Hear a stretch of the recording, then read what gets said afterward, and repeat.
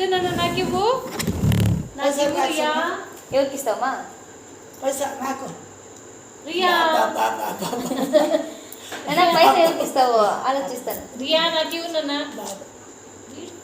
ఉంటుందిలే ఈయన పైసా ఎవరికి ఇస్తావు పైసా? నాకా కాదు నా తాతకి ఇస్తావా నాన్నకి ఇస్తావా నాకు ఇస్తావా? నీరా నాకు ఇచ్చి ఒకటన్నా ఇమ్మా నాకు ఇవ్వమ్మా ఒకటి నాకు ఇవ్వు. నాకు ఒకటి నాకు ఇవ్వు. ఏం లేవు ఆడిస్తాడు. ఈయననా ఒకటి ఇవ్వు.